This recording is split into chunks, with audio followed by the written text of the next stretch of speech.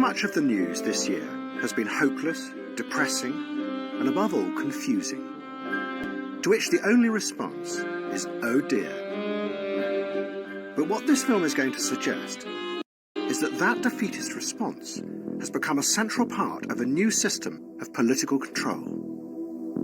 And to understand how this is happening, you have to look to Russia, and to a man called Vladislav Surkov, who is a hero of our time. Surkov is one of President Putin's advisors, and has helped him maintain his power for 15 years. But he has done it in a very new way. Vladimir Vladimirovich Putin. He came originally from the avant-garde art world, and those who have studied his career say that what Surkov has done is import ideas from conceptual art into the very heart of politics.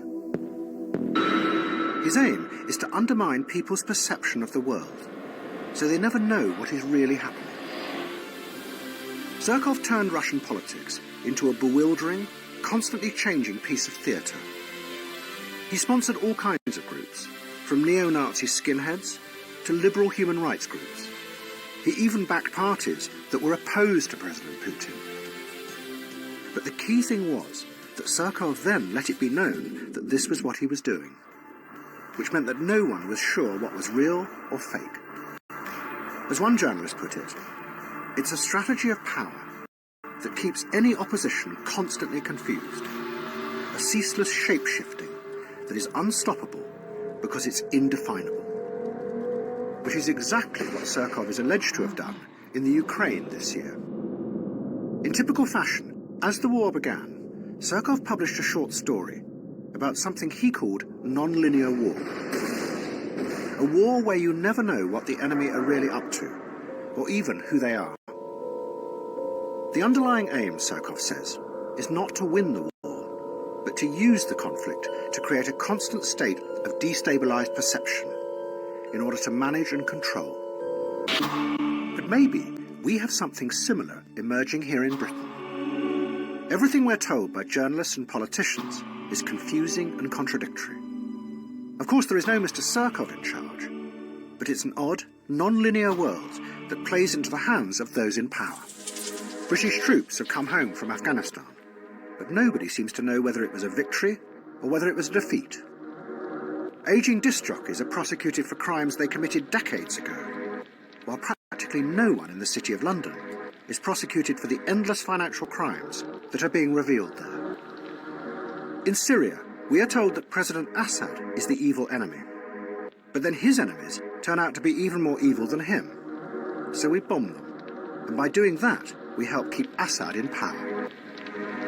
But the real epicenter of this non-linear world is the economy. And the closest we have to our own shape-shifting, postmodern politician is George Osborne. He tells us proudly that the economy is growing, but at the same time, wages are going down. He says he is cutting the deficit, but then it's revealed that the deficit is going up. But the dark heart of this shape-shifting world is quantitative easing.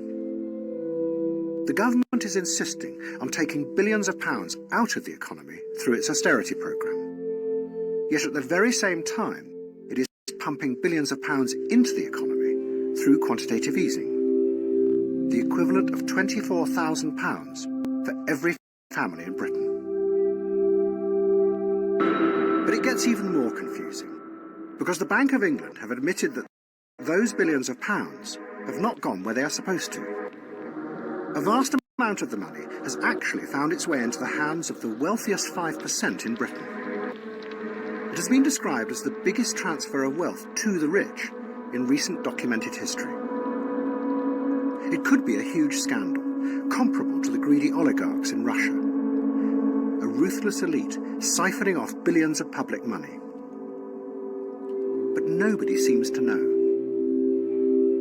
It sums up the strange mood of our time, where nothing really makes any coherent sense. We live with a constant vaudeville of contradictory stories that makes it impossible for any real opposition to emerge, because they can't counter it with a coherent narrative of their own. And it means that we as individuals become ever more powerless, unable to challenge anything, because we live in a state of confusion and uncertainty.